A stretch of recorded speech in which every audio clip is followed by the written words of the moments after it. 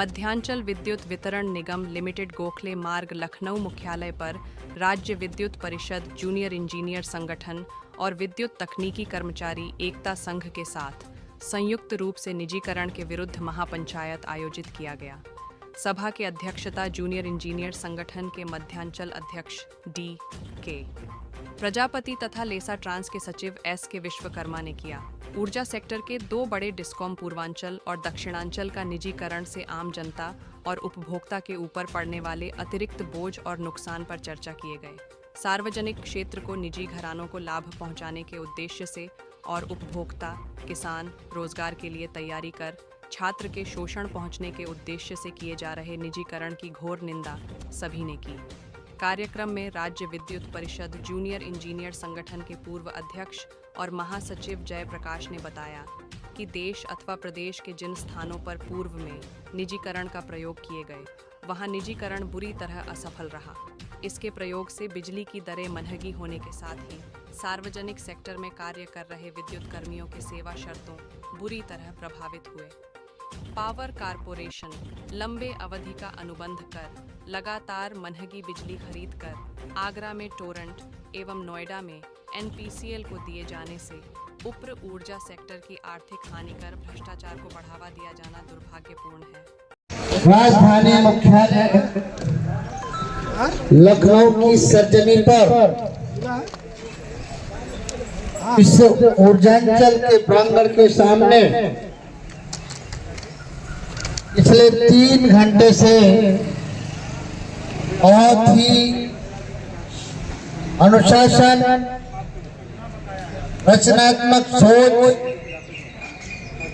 उत्तर प्रदेश की कल्याणकारी जो योजनाएं हैं, आम जनमानस के हितों के लिए चिंतन करने के लिए जो आज पूरे प्रदेश के सभी डिस्कॉम मुख्यालयों पे ये कारवां चल रहा है। आम जनमानस को जागरण करने के साथ ऊर्जा क्षेत्र के कार्मिकों में एक विशेष ऊर्जा देने का कार्य करने के लिए आहूत विद्युत तकनीकी कर्मचारी एकता संघ, राज्य विद्युत परिषद जूनियर उत्तर प्रदेश के संयुक्त प्रयास से जो महापंचायत आयोजित हो रही है, इस कार्यक्रम की सदारत कर रहे हमारे कर्मयोग साथी, निष्ठावान सिपाही, मध्यांचल शाखा के अध्यक्ष प्रिय अनुज के प्रजापति जी और उनके साथ कंधे से कंधे मिलाकर तकनीकी कर्मचारी एकता संघ के अध्यक्ष बहुत ऊर्जावान साथी, मैं पहली बार उनका संबोधन श्रवण कर रहा था, भाई विभांशु जी, तमाम हमारे क्रांति पदाधिकारी, निगमों के पदाधिकारी, उत्पादन शाखा के ट्रांसमिशन के अध्यक्ष सचिवगण,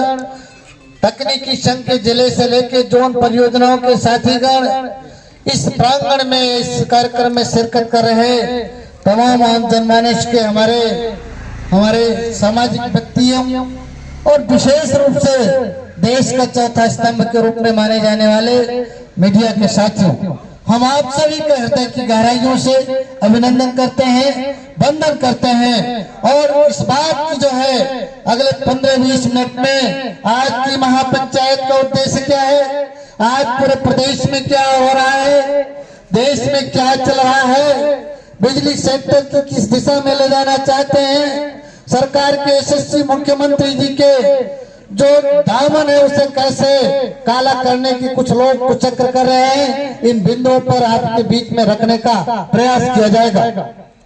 पिछले कई वर्षों से लगातार हमें बड़े करीब से रूबरू होने का अवसर मिला, आपके बीच रहने का अवसर मिला, आम जनमानस के बीच जाने का अवसर मिला, बिजली के मैनेजमेंट के हर दरवाजे पर बात करने का अवसर मिला है। सरकार के उस कैबिनेट जहां बैठती है, विधान भवन में बैठने का, वार्ता करने का अवसर रहा है। हर अवसरों पे हमने कहा भारत जब आजादी के पहले स्वतंत्रता में रही है, हमारे बता तो रहे थे, मध्यांचल के वरिष्ठ उपाध्यक्ष जी संदीप जी कह रहे थे, बिजली विलासिता की जो उपभोग वस्तु होती थी, भारत का जो कानून आजादी के पहले 1910 में भारतीय आपूर्ति नियम 1910 था, उसमें बिजली विलासिता की वस्तु कही जाती थी। कुछ नगरों, कुछ महानगरों, कुछ लोगों के घरों में बिजली जाया करती थी। लेकिन देश के मनुष्यों ने तमाम इस देश को आजाद कराने में कुर्बानियां दी। जिन्होंने कुर्बानियां नहीं दी वो अपने लेखों से, संघर्षों के माध्यम से देश को एक दिशा देने का काम किया। 1947 में जैसे ही आजादी मिली, भारत का संविधान 1950 में लागू हुआ, लेकिन भारतीय विद्युत आपूर्ति उस समय वैकल्पिक व्यवस्था के तहत सरकार थी। भारतीय आपूर्ति नियम 1948 लागू करके देश के कोने कोने में हर किसानों को गांव में बिजली कैसे पहुंचाई जाए, देश को विकास के पैदान पर कैसे किया जाए, इसलिए आपूर्ति अधिनियम आवश्यक सेवा में लागू की गई। तत्कालीन संविधान में भारत की जब संविधान लिखी जा रही थी, भारत की 7वीं अनुसूची सूची में बिजली की आवश्यक सेवा के रूप में जोड़ने का काम किया था। और यही कारण है कि हालांकि आजादी के लगभग 10 साल बाद 1959 में उत्तर प्रदेश राज्य विद्युत परिषद का गठन हुआ, लेकिन गठन के बाद जिस तरह से प्रदेश की तस्वीरें बदली, देश के नक्शे बदले, औद्योगिक क्रांति हुई, जब हम बिजली नहीं होती थी, हम जानते हैं गांव में पहले, अब तो मक्का और जो है ज्वार बाजरा कहीं सपना हो गया है। जो लोग खाते तो कहते हैं बहुत उच्च विचार वाले हैं, बड़े ऐसे लगते हैं कि भाई ज्वार बाजरा भी खाते हैं। उस समय ज्वार बाजरा खाने वालों को किस दृष्टि से देखा जाता था? बहुत निम्न स्तर का आदमी होगा। चावल वावल तो कभी जब घर में मेहमान आता था तो मिला करता था, गेहूं की रोटी कम मिलती थी। हमारा कहने का मतलब था खाद्यान्न की स्थिति खराब थी, क्योंकि हमारे यहाँ औद्योगिक क्रांति नहीं थी, बिजली नहीं थी। विदेश से आते थे गेहूं और चावल, लेकिन जब औद्योगिक क्रांति हुई, देश के कोने कोने में बिजली पहुंची, हर जगह जो है नलकूप लगे, तो हमारे यहाँ क्रांति हुई। हरित क्रांति का नारा किसने दिया था? देश का यशस्वी प्रधानमंत्री लाल बहादुर शास्त्री ने पूरे देश में क्रांति दिया। इसमें बिजली का बहुत बड़ा योगदान रहा है। इसलिए आप जो है अपने घरों में जो हर घर जो है गेहूं और चावल मिलने लगा। अब तो हम निर्यात करने लगे, हम अपने यहाँ से एक्सपोर्ट करने लगे। ये मैंने एग्जाम्पल दिया। भारत के तमाम कोने में आज जहाँ पर आप जाइए, जिन जगहों पर बिजली नहीं है, वहां से लड़की लाना तो पसंद करते हैं। आप अभी भी देख लीजिए मीडिया के साथियों, जहाँ बिजली नहीं होगी अपनी लड़की देना कोई पसंद नहीं करता है। निश्चय ही ये छोटे मोटे उदाहरण हम आपके बीच में दी। आज हम जिस बात पर खड़े पंचायत की हो रही है, उत्तर प्रदेश के यशस्वी प्रधानमंत्री, उत्तर प्रदेश के यशस्वी मुख्यमंत्री, देश के यशस्वी प्रधानमंत्री ये कहते हैं ये उत्तर प्रदेश और देश में ऐसी सरकार है जो सबका साथ, सबका विकास और सबका विकास करने की मूल मंत्र पे काम कर रही है। सबका साथ लेने का काम कर रहे हैं, निश्चय सबका विश्वास लेने का प्रयास इन्हें करना चाहिए। लेकिन आज उत्तर प्रदेश में सबसे बड़ी दिक्कत है, विश्वास संकट में है। आप कह रहे हैं कि पूर्वांचल और दक्षिणांचल को इसलिए हम निजीकरण कर रहे हैं कि यहाँ एपीएमसी लाइन हानियां बहुत ज्यादा है, यहाँ घाटा बहुत ज्यादा है। उत्तर प्रदेश की सरकार सब्सिडी देने के लिए संभव नहीं हो पा रही है। हम आपसे पूछना चाहते हैं, मीडिया के साथियों से भी ये पूछने का प्रयास करें, चंडीगढ़ 9.1 यानी सिंगल डिजिट पे वहाँ का एपीएमसी लाइसेंस था, उसे निजीकरण क्यों कर दिया गया? किस हालत में कर दिया गया? देश के तमाम प्रांतों में इसी प्रकार की हालत है। वहाँ सिंगल डिजिट या डबल डिजिट में 15% के नीचे हानियां हैं, उन्हें निजीकरण करने का प्रयास चल रहा। ये दुर्भाग्य है। यह स्पष्ट हो गया कि ये केवल घाटे के नाम पे निजीकरण नहीं हो रहा है। ये निजीकरण क्यों हो रहा है, इसके पीछे क्या कारण है? पहले हम महापंचायत के उद्देश्य से आम जनमानस को बताएंगे कि निजीकरण देश के जिन जगहों पे हुए, 1983 में एनपीसीएल के लिए बोर्ड की जो गठन की गई, लेकिन वो लगभग 10 साल 1998 में जो है एक्टिवेशन में आई, इसी उत्तर प्रदेश में है। एनपीसीएल के एग्रीमेंट में ये करारनामे में था कि 7 सालों में वो अपनी बिजली उत्पादन की इकाई स्थापित करेगी और स्वयं अपने उपभोक्ताओं को अपने माध्यम से वितरण करेगी। अगर ये कार्य नहीं कर पाती है तो उसके एग्रीमेंट को टर्मिनेट कर दिया जाएगा। आप कल्पना करो 1998 से लेके आज लगभग 27 साल हो गया, एनपीसीएल ने कोई अपनी जो है जनरेटिंग कंपनी नहीं खरीदी, कोई स्थापना नहीं की। हमारे उत्तर प्रदेश पावर सेक्टर में घोटाला क्या हो रहा, ये हाईलाइट करना पड़ेगा। पावर परचेज एग्रीमेंट, जो बिजली की खरीदारी का एग्रीमेंट तमाम प्राइवेट कंपनियों से हो रहा है, वह एक है, लेकिन जो हम अपने इकाई से निजी संस्थाओं को बिजली खरीद के दे रहे हैं, बहुत बड़ा भ्रष्टाचार है। आप अभी देखा विधानसभा में काबीना मंत्री जी ने टोरंटो और आगरा, टोरंटो और एनपीसीएल की बड़ाई करते नहीं थके। आपको जानना जरूरी है, उत्तर प्रदेश में जब इसी सरकार ने पिछले वर्ष 28,000 मेगावाट तक की जब डिमांड गई थी, तो लगभग 18 रुपए प्रति यूनिट खरीदने पर भी विवश होना पड़ा था। लेकिन यही सरकार, यही पावर कॉर्पोरेशन 18 रुपए में भी बिजली खरीदती है। सामान्यतः आपको जानकारी दूं, 7 रुपए 56 पैसे प्रति यूनिट खरीद का औसत जो हमारा खर्च आता है। लेकिन उन प्राइवेट कंपनियों को, चाहे टोरंटो हो चाहे एनपीसीएल हो, उन्हें 4.5 रुपए प्रति यूनिट हम बिजली दे करके क्या इस विभाग और आम जनता के पैसे का मजाक नहीं बना रहे हैं, भ्रष्टाचार नहीं कर रहे हैं, घोटाला नहीं कर रहे हैं, आखिर और क्या कर रहे हैं, ये जानना जरूरी है। इसका मुनाफा किसको मिल रहा है? क्या कंज्यूमर को मिलता है, आम जनता को मिलता है? इसका सीधा सीधा लाभ उन निजी कंपनियों को मिल रही है, यह भी प्रकाश में जरूरी है। ये हमने पावर की बात कही। देश की सबसे बड़ी ऑडिट संस्था सीएजी होती है, आप जानते हैं, देश की सबसे बड़ी ऑडिट की संस्था सीएजी होती है। और सीएजी ने 2019 के आसपास स्पष्ट रूप से कहा, टोरंटो में जो एग्रीमेंट हुआ था, उस एग्रीमेंट के तहत लगभग 2200 करोड़ रुपए जो उस समय का एरियर था, उसे वापस करना चाहिए था पावर सेक्टर को, उसने आज तक नहीं किया। ये बहुत बड़ा ब्लंडर है। उन्होंने कहा घोटाला तो नहीं है, उन्होंने कहा ये बहुत बड़ा ब्लंडर है और इसे इस शर्त पर जो टोरंटो के एग्रीमेंट को टर्मिनेट कर देना चाहिए। लेकिन लोगों ने नहीं किया, क्योंकि चोर चोर जब इस हालात में समझौता होगा तो आखिर कैसे होगा? इसीलिए महापंचायत करना पड़ा। साथियों, मैं आपको बताना चाहता हूं, प्रदेश के ईमानदार चेयरमैन साहब थे, शक्ति भवन के सामने जब बैठक चल रही थी, सामने भी और कमरे में भी चैलेंज दे के कहा था, मान्यवर आप दो टूक बात कर लीजिए, टोरंटो के अनुबंध पर 1 घंटे भी बात आप कर लीजिए, अगर आप हमें परास्त कर देंगे तो हम किसी भी प्रकार के जी आंदोलन हमेशा के लिए आंदोलन वापस ले लेंगे और हम मान जाएंगे कि आप ईमानदार हैं। लेकिन अगर आप नहीं मानेंगे, आप चर्चा नहीं करेंगे, तो टोरंटो के जो भ्रष्टाचार है उसे समाप्त कर दीजिए, तो हम तब भी आपकी बात मान जाएंगे। लेकिन लोगों ने इस पर चर्चा करने, जैसे ही टोरंटो की बात आती है, चर्चा आगे बढ़ जाती है।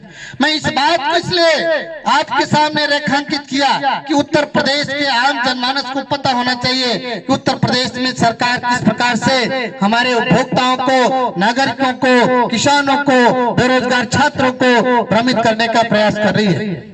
हम केवल अपने हितों के लिए, मीडिया के साथ ही तमाम लोग कहते होंगे ये प्राइवेट में हो जाएंगे अपने हितों के लिए, हम हमारा केवल व्यक्तिगत, ये बात बिल्कुल सही है। देवांशु जी ने कहा था, हम कंपटीशन इस बात के लिए नहीं दे गए थे कि हम सार्वजनिक सेक्टर में जाकर के हम निजी संस्था में काम करने के लिए हम जो प्रतिबंधित किए जाएंगे। हम इसलिए किए थे कि हम मेहनत किए थे, पढ़ाई किए थे कि हम भी जो है सरकारी सेवा में जाकर के आम जनमानस की सेवा करने का अवसर प्राप्त होगा। लेकिन हम इससे आगे बढ़ते हैं, हम इस प्रदेश की, देश के नागरिक भी हैं, बिजली हम भी खरीदते हैं, हम भी कहीं न कहीं बिजली लेते हैं। जब बिजली विभाग निजीकरण होगा, बिजली की सेवाएं जो है बदतर होंगी, उसका प्रभाव सीधा सीधा हमारे और हमारे परिवार के ऊपर भी पड़ने वाला है। इसलिए ये लड़ाई केवल विद्युत कर्मियों की नहीं है, ये लड़ाई आम नागरिकों तक ट्रांसफर होने वाली है, ये लड़ाई सड़क पर जाने वाली है, ये लड़ाई जनता के जो है न्यायालय में जाने वाली है और सड़कों पर जनता जन आंदोलन की ओर बढ़ने वाली है। 2-3 उदाहरण देते हुए उत्तर प्रदेश की जो झूठ बोलने वाली बात है वो दूसरे पार्ट में मैं आऊंगा। मैं आपको बताऊं 1999 में हुदहुद नामक तूफान उड़ीसा में आया था, तो उड़ीसा में पूरी तरह से निजी संस्था, कौन सी संस्था थी? अमेरिका की सबसे टॉप नंबर की जो है कंपनी थी प्राइवेट, वो पूरे दुनिया की मानी जाने वाली कंपनी जो है, वो जब हुदहुद नामक तूफान आया, तूफान के कारण अमेरिका वो उड़ीसा बर्बाद हो गया, वहां की लाइन ही नहीं, पूरी सिस्टम वहां इंफ्रा खत्म हो गया और वह जो है कंपनी भाग खड़ी हुई। जब भाग खड़ी हुई उसी दौरान मैंने अपनी आंखों से देखा, मैं 99 में उड़ीसा रेलवे बोर्ड का एग्जाम देने गया था, मैं चक्रवाती तूफान का वो मंजर देखा था और वहां की सरकार ने जब बुलाने का प्रयास किया उसने नहीं आई। अंत तो गत्ता वहां की सरकार को टेक ओवर करके उड़ीसा के इंफ्रा को बनाना पड़ा। इसका एक और उदाहरण है, चाहे बिहार में भागलपुर में, दरभंगा में, चाहे मध्य प्रदेश में, आपके इंदौर में, जिन जगहों पर निजीकरण की कार्रवाई हुई वहां बुरी तरह निजीकरण फेल हुआ, उपभोक्ता सेवा प्रभावित हुई, आम उपभोक्ता की बिजली महंगी हुई और कहीं न कहीं ये मैसेज देने का काम निजी संस्थाओं ने किया कि हम केवल और केवल बंदर वाटर लूटने का कार्य तो कर सकते हैं लेकिन पब्लिक की सेवा करने के लिए हम नहीं आते हैं। अभी मैं एक गोष्ठी में गया था, उस गोष्ठी में बहुत ही विद्वान साथी टोरंटो में काम करते हुए आए थे, टेक्निकल विषय पर भी बात रख रहे थे। उन्होंने बात करते ही करते कुछ बात कही लेकिन सही बात बोल गए। उन्होंने कहा टोरंटो ने जैसे टेक ओवर किया, इंफ्रा अपना अच्छा किया, डिस्ट्रीब्यूशन के तंत्र को मजबूत किया, यहाँ ट्रांसफार्मर संजीव जी जानते हैं ओवरलोड तो छोड़ दीजिए, 150 गुना पर जाकर के जब तक वो बिल्कुल रो करके फट नहीं जाता तब तक ट्रांसफार्मर की कैपेसिटी इनहेंस करने की पैसा नहीं है। टोरंटो ने क्या किया, जैसे ही टेक ओवर किया एक ट्रांसफार्मर की कैपेसिटी 3 गुना इनहेंस किया, 100 केवीए को कम से कम 400 केवीए का ट्रांसफार्मर, वो जले नहीं, उसने को डेवलप किया। लेकिन उन्होंने असली बात बताई, वो अलग बात है। उन्होंने कहा वहां का कंज्यूमर कनेक्शन लेते समय रो देता है, वहां अंडर डाउनिंग सिस्टम सारे हैं। उन्होंने कहा कि पूरा इंफ्रा का चार्ज उस कंज्यूमर पे दिया जाता है। आप झटपट पर 1300 रुपए में जो कनेक्शन दे रहे हैं वहां कम से कम 1 लाख रुपए के नीचे कोई 1 किलोवाट 2 किलोवाट वाला कनेक्शन पाने वाला नहीं है। ये निजीकरण का असला चेहरा आपके सामने है। इसलिए बताना जरूरी है कि जिस दिन निजी संस्थाएं आएंगी तो क्या करने वाली। हम आपके सामने 2018-2020 का लंबा पथिल्ला कहूं तो ये कहा जाएगा समय का जया होगा। आज इसलिए लोग हैं, उत्तर प्रदेश की सरकार जो जीरो टॉलरेंस की सरकार है, भ्रष्टाचार मुक्त करने वाली सरकार है, ये कहती सबका विश्वास जीतना है, सरकार के लोग जो कहें उसे धरातल पर लागू करें, यही तो विश्वास हुआ। उत्तर प्रदेश के मुख्यमंत्री जी मैं तो धन्यवाद ज्ञापित करता हूँ इस मंच के माध्यम से, माननीय श्रीकांत शर्मा जी, भले हमारे बीच मिनिस्टर नहीं है, माननीय श्रीकांत शर्मा जी अगर होते तो मैं दावे के साथ कह सकता हूं आज भी पूर्वांचल और दक्षिणांचल निजीकरण नहीं होने पाता। ये उसी का टीस है जो उन्होंने एक अच्छा काम किया था। 18 में भी वापस हुआ, 20 में देश के बिजली मंत्री उत्तर प्रदेश के मुख्यमंत्री जी से मिलके गए। माननीय मुख्यमंत्री जी भी नहीं चाहते, निजीकरण नहीं चाहते, क्योंकि वो भ्रष्टाचार मुक्त प्रदेश बनाना चाहते हैं। उनके ऊपर कहीं ना कहीं से दबाव है, उनके ऊपर दबाव है और दबाव के पैरेलल कई टीमें जो ऊपरी दबाव है उनके आसपास ही है जो हमारे भी विभाग में हैं। आप समझ सकते हैं, नाम लेना उचित नहीं होगा। उत्तर प्रदेश के मुख्यमंत्री जी के साथ आर के सिंह साहब मिलते गए, 2 बार मिलते गए, पूर्वांचल का निजीकरण करना उन्होंने कहा चुटकियों में कर देंगे, चुटकियों में, क्योंकि उस समय कोविड का काल चल रहा था। घर में रहे, सुरक्षित रहे। कैसे सुरक्षित रहे थे? आधी रात को बिजली चल रही थी, एक संविदा से लेकर रेगुलर का staff, lineman, TG2 junior engineer, आधी रात को भी इंसुलेटर बदल रहा था, बिजली चल रही थी, तब घर में रहे, सुरक्षित रहे थे। देश की सरकार ने बजट पारित करते समय कहा था हम बिजली कर्मियों को धन्यवाद ज्ञापित करते हैं, मुख्यमंत्री जी ने भी कहा था।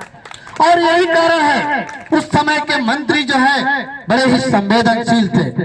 उत्तर प्रदेश के चेयरमैन साहब स्पष्ट रूप से कह दिए थे कि हमारे पास कोई ये मंत्र नहीं है, सरकार का निर्णय है, हमें लागू करना होगा। लेकिन वही दूसरी ओर माननीय मंत्री जी कहते थे हम दशा में इस क्षेत्र में नहीं बढ़ रहे हैं, भविष्य में कुछ भी होगा तो आपको विश्वास में लेके किया जाएगा। उस विश्वास को बनाए रखने का काम माननीय श्रीकांत शर्मा जी ने करने का काम किया था। यही बात है कि 2020 में 6 अक्टूबर को जो निर्णय हुआ था, जो हमारा समझौता हुआ था, उसमें लिखा था, हमारा साथी ट्रांसमिशन का कार्य था, बिल्कुल क्लियर कट लिखा था, उत्तर प्रदेश में ऊर्जा सेक्टर में, केवल पूर्वांचल सेक्टर का नहीं, पूर्वांचल का निजीकरण की कार्रवाई को वापस ली जाती है। साथ ही उत्तर प्रदेश के ऊर्जा सेक्टर में पावर कॉर्पोरेशन, ट्रांसमिशन, डिस्ट्रीब्यूशन, किसी भी सेक्टर में निजीकरण की कार्रवाई नहीं की जाएगी। ये भविष्य में कोई चीज होगी, सुधार की दृष्टि से सेवा संगठनों के साथ,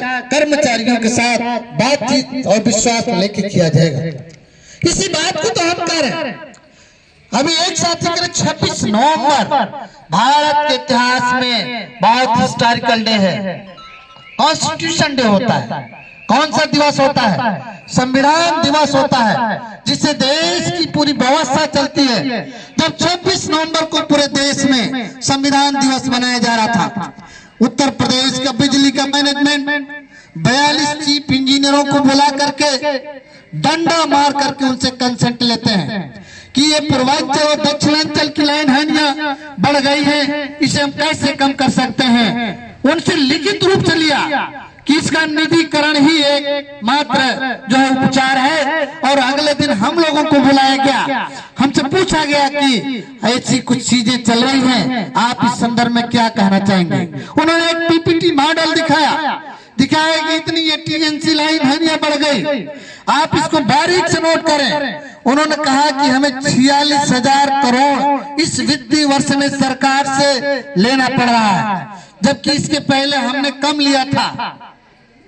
यह नहीं बताया कि उसमें 20,000 करोड़ वह पैसा है जो सब्सिडी का पैसा है, जो सरकार घोषणा करती है OTS को लेके, तमाम योजनाओं को लेके, इंफ्रा को लेके, वो सरकार सब्सिडी देती है। लेकिन सरकार ने सब्सिडी नहीं दिया था। 20,000 घटाए तो कितना हुआ? 26,000 करोड़ ही बनता है। लेकिन चेयरमैन साहब ने बड़े ही बारीकी से कहा कि विगत वर्षों से कई गुना बढ़ गया हमारा बजट, और सरकार देने के लिए हाथ खड़ी कर दी है, इसलिए हम निजीकरण करना चाहते हैं। आपका क्या इसमें सुझाव है? हम लोगों ने कहा ये आपका जो डाटा है ये मैन्युफैक्चर्ड है, मैनिपुलेटेड है, ये पूरी तरह फेक टाइप है, हम इस पे विश्वास नहीं करते। इस डाटा को सर्कुलेट करा दीजिए और नेक टू नेक चर्चा होगी, हम चर्चा करके हार जाएंगे। हम सुधार में विश्वास रखते हैं, हम संवाद से समाधान करना चाहते हैं। हम चाहते हैं जनमानस में जो है सर्वत्र जो है निर्बाध बिजली आपूर्ति हो, लेकिन आप जो है कहीं न कहीं इसके पीछे कोई मंशा है। उन्होंने कहा फिर बैठ के चर्चा कर लेंगे। हमारे महाधिवेशन में भी आए, वहां भी हमने चर्चा किया। ये चर्चा नहीं करना चाहते हैं, ये तो खुलेआम चुनौती दे रहे हैं। 3 बातें कही हैं, निजीकरण हो जाएगा। पहला क्या कहा कि या तो आप वहीं पर काम कर लें, दूसरा क्या कहा उन्होंने, या तो कुछ लोगों को पावर कॉर्पोरेशन एंड डिस्कॉम में शिफ्ट कर दिया जाएगा, और तीसरी बात क्या कही संजीव जी, आकर्षक BRS दिया जाएगा। कैसा BRS? आकर्षक BRS तो समझते हैं ना, नौकरी से घर भेजने वाला काम। ये 8 साल, 5 साल, 3 साल, 2 साल ये नौकरी करने वाले जिनकी शादी कब हुई, जब नौकरी पा गए और ये फिर वापस चले जाएंगे, तो ये देखिए प्रोत्साहन करें कि आकर्षक बीआरएस दिया जाएगा, मतलब धक्का मार को रिटायर कर दिया जाएगा। ये तीसरा आकर्षक बीआरएस है। जिस प्रकार से बीएसएनएल में 90,000 लोगों को धक्का मार के बीआरएस कराया गया, ये कहीं न कहीं उत्तर प्रदेश के जो बिजली के मैनेजमेंट भी है, ये तो हमें बड़ा लगता है। पहले शब्दों में, बातों में एक रचनात्मकता होती थी, लेकिन आज तो खुलेआम जो है सब निर्लज्जता पे उतर गए हैं। किस पे उतर गए हैं? निर्लज्जता पे उतर गए हैं। तो आपको ध्यान रखना होगा, ये विभाग आपका है, ये प्रदेश आपका है, ये मध्यांचल के कमरे का गेट आपका है। या बाहरी लोग जो है अगर इस प्रकार का तानाशाही और लोकतंत्र के साथ खिलवाड़ करेंगे तो आपको सड़कों पर उतरना ही होगा, उतरना ही होगा, उतरना ही होगा। इसीलिए हम आज पंचायत रैली आपके बीच में कर रहे हैं। मान्यवर, एक लंबी चर्चा हो जाएगी। अभी स्टैंडर्ड बिडिंग डॉक्यूमेंट 2020 में लाए थे। 1 रुपए के पैसे पर एक डिस्काम को जो है प्रति माह के खर्चे पर जो है लगभग 50 साल जो है उसे ठेके पे देने की योजना थी, जिसे हमने कबूल नहीं किया। ये चौधरी चरण सिंह एयरपोर्ट पे जाओ, अडानी एयरपोर्ट लिखा है। अडानी एयरपोर्ट अच्छा लगता है क्या?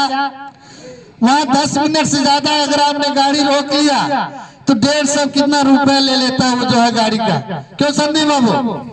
वहाँ चले जाइए छोड़ने किसी को, पहले तो आधा घंटा तक हम लोग जो है आते थे, अब 10 मिनट बाद अगर अंदर आ गए तब तो ठीक है, नहीं तो 150 रुपए कितना आसपास जो है वो ले लेता है केवल गाड़ी का।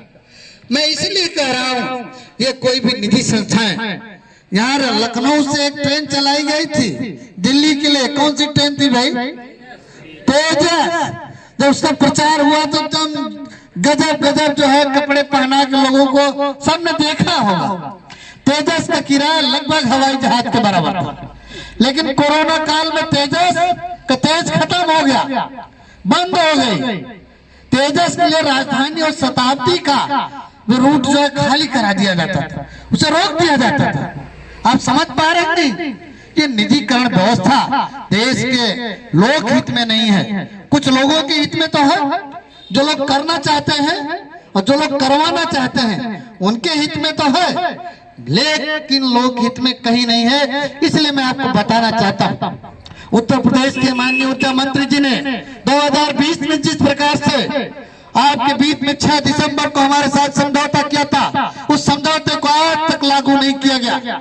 उत्तर प्रदेश की इसी सरकार के मंत्री ने 18 में 20 में जो हमारे साथ लिखित समझौता किया है उसका अनुपालन नहीं हो रहा है, इसलिए विश्वास टूटा है। और अगर विश्वास टूटेगा तो हम सड़कों पर उतरने के लिए बाध्य होंगे। आज उत्तर प्रदेश की बिजली के पूर्वांचल के एमडी ने हमारे लोगों को कल रात से ही वहाँ टेंट दरी बिछाने का कार्य तैयारी चल रही थी, वहाँ रोकने का काम किया। मैं मीडिया के साथियों के माध्यम से सरकार से अपील करूंगा कि ऐसे जो है जो तानाशाह विचारधारा के आपके प्रबंधक लोग हैं उनके खिलाफ कड़ी से कड़ी कार्रवाई करने का कार्य करें। अन्यथा उत्तर प्रदेश में कहीं न कहीं जानबूझ करके औद्योगिक शांति की बिगाड़ने का, जन आंदोलन कराने का जो उत्तर प्रदेश की ऊर्जा मैनेजमेंट कर रही है, इसका सारा का सारा जिम्मेदार बिजली के टॉप मैनेजमेंट होंगे, बिजली के जो है ब्यूरोक्रेट्स होंगे और आने वाली कंपनियों का क्या।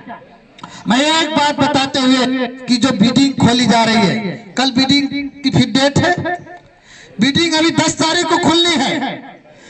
कल नहीं परसों ही उत्तर प्रदेश के एमडी यूपीपीसीएल ने 5 सदस्यीय एक समिति का गठन कर दिया। कौन उनमें टॉपर है? श्रीमान निधि नारायण और उसके बाद ढेर सारे लोग, नाम नहीं लूंगा।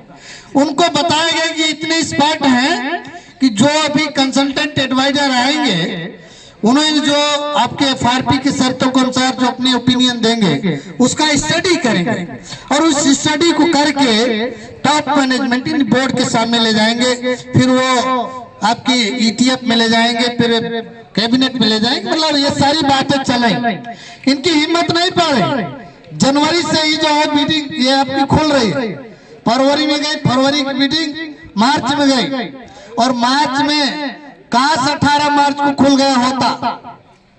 18 फरवरी से शायद हाउस चल रही थी, 18 फरवरी से हाउस चल रही थी, तो उत्तर प्रदेश में भूचाल आ जाता। इनको इस बात का भय था कि एक तरफ बिजली के लोग जनता सड़कों पे आंदोलन पे होगी, तो वहां विधानसभा में भी आंदोलन जैसा वातावरण होगा, झेल नहीं पाते। और यही कारण है इन्होंने इसे जो है मार्च फर्स्ट वीक में किया, और उसे आज जाकर के 10 तारीख को कल करने की तैयारी चल रही है। इसमें सबसे बड़ा भ्रष्टाचार है, वो करेंगे कि नहीं करेंगे? भ्रष्टाचार क्या है? आपको एक बहुत महत्वपूर्ण चीज बताता हूं। इसी उत्तर प्रदेश के विद्युत नियामक आयोग के चेयरमैन को इसी कारण से हटाया गया था। क्या कारण था? तो कॉन्फ्लिक्ट ऑफ इंटरेस्ट एक शब्द आप जानिए। एक तरह से जो है किसी को लाभ देने की मंशा से कोई एक योजना बनाई जाती है, जनहित के खिलाफ है, तो माननीय न्यायालय ने कहा कि कॉन्फ्लिक्ट ऑफ इंटरेस्ट है। यूपीआरसी के चेयरमैन 2000 के आसपास की बात है, उन्होंने एक ऐसी जो है व्यवस्था की कमेटी गठित करके सलाह लेने का काम किया, और उन लोगों से सलाह लेने का काम किया जिस ठेके को उन्हीं की कंपनी को देना था, उन्हीं के कंसल्टेंट को बुला के किया। उन्होंने कहा वे कंसल्टेंट जिस कंपनी से हैं, अगर उन्हीं से सलाह लिया जाएगा तो क्या वो अपनी कंपनी के खिलाफ देंगे? कि टाटा का अगर कोई कंसल्टेंट आएगा तो टाटा कंपनी को खराब कहेगा या अच्छा कहेगा? अडानी का कोई आदमी आएगा तो अडानी की कंपनी को खराब सलाह देगा या अच्छा कहेगा? तो ये जो 2 बिडर्स यहाँ आए हैं वही टाटा और अडानी के लोग हैं, और 2 नियम है। एक तो ओपन करने की बिडिंग की शर्त है, न्यूनतम 3 जो है कम से कम टेंडरर हो। दूसरी बात कॉन्फ्लिक्ट ऑफ इंटरेस्ट जो है का टकराव ना हो। ये पूरी तरह से सुप्रीम कोर्ट ने जो है उत्तर प्रदेश चेयरमैन जो होता है, यूपीआरसी का चेयरमैन जानते हैं, ये आपके बिजली बोर्ड के चेयरमैन के ऊपर होता, एक तरह से जुडिशियल है, उसे अवैध घोषित करने उसकी नियुक्ति को घोषित किया था। और आज अगर माननीय हमारे गोयल साहब यह करेंगे तो इस बात को सोचना जरूरी है कि कॉन्फ्लिक्ट ऑफ इंटरेस्ट पे जब यूपीआरसी की चेयरमैन की नियुक्ति को अवैध घोषित किया जा सकता है, तो निजीकरण की कारण को कितना टाइम लगेगा अवैध घोषित होने में? ये सड़कों पे भी लड़ेंगे, हम कानून की लड़ाई भी लड़ेंगे, हर जगह ले जाने का काम करेंगे। इसलिए अपने साथियों से निवेदन करूंगा कि आप अपने धैर्य को रखिएगा, अनुशासित सिपाही हैं, एकता बद्ध के साथ लड़िएगा।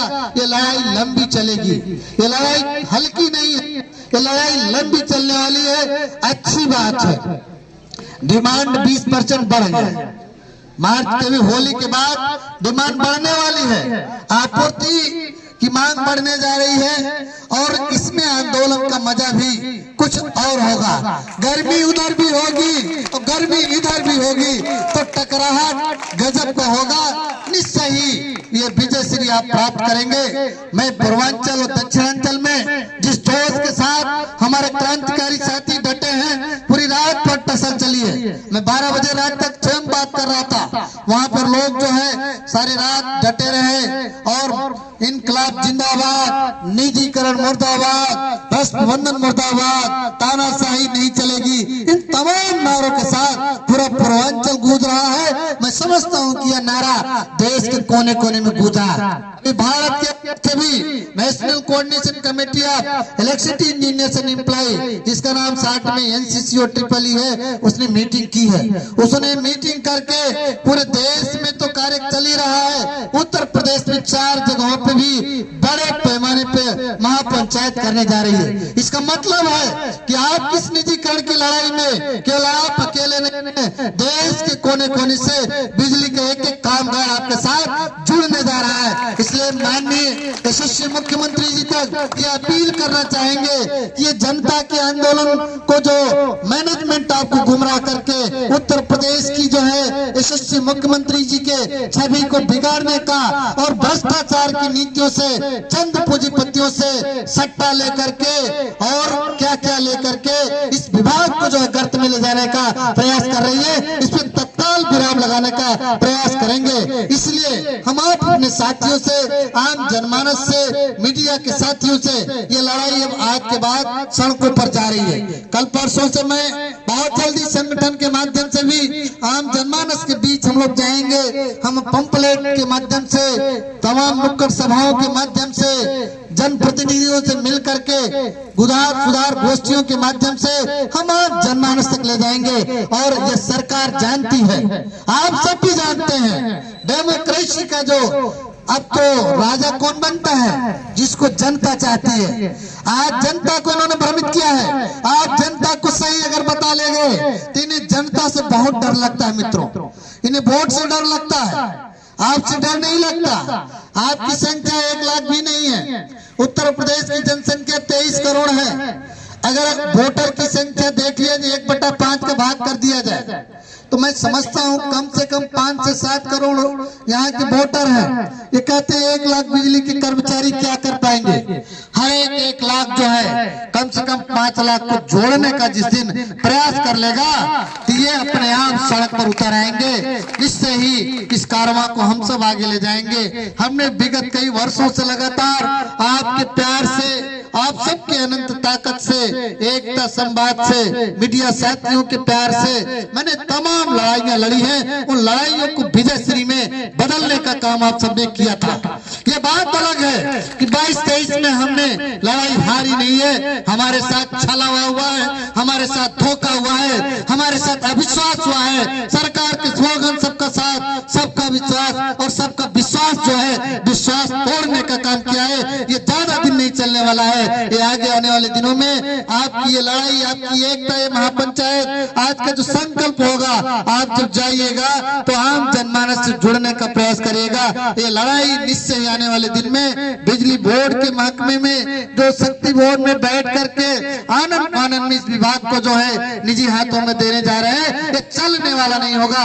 आप सबकी जो है मैं आगामी इस लड़ाई की विजयश्री हो, आप सबकी शुभकामना देते हुए आगामी महापर्व, रंगों का पर्व, प्रेम का पर्व आ रहा है, इसकी भी अग्रिम बधाई देते हुए कि आप जनता के प्रति शुभचिंतक रहें। जो जहां पर है वो अच्छा कार्य करें, निर्बाध विद्युत आपूर्ति बनाए रखने का काम करें। होली का त्योहार आ रहा है, होलिका दहन तमाम जगह हो रहे हैं। आप प्रयास करें कि कहीं किसी प्रकार की घटना दुर्घटना न हो पाए और बेहतर सप्लाई देने के साथ ही अपनी लड़ाई, अपने हकों की लड़ाई, बेरोजगार छात्रों की लड़ाई, किसानों की लड़ाई, मजदूरों की लड़ाई को सड़कों पर ले जाने के लिए कमर कस के उतरेंगे। इन्हीं शुभकामनाओं के साथ मैं अपनी वाणी को फिलहाल विराम देता हूं। मुझे चूंकि 3 बजे तक का आदेश था, 3:15 बज चुके हैं, हमने थोड़ा समय अधिक लिया है, लेकिन मित्रों बहुत चीजें मन में हैं, बहुत ढेर सारी बातें मन में हैं। वो बातें चर्चा करूंगा तो बहुत लंबा समय लगेगा। फिर किसी समय किसी मुकाम पर आपके बीच मिलेंगे और हमेशा आपके प्यार की आकांक्षाओं के साथ उत्तर प्रदेश के इस पावर सेक्टर को बचाने के लिए अपने खून का एक-एक कतरा की कुर्बानी देने के लिए हम सदैव तैयार रहेंगे। आप सभी को धन्यवाद देते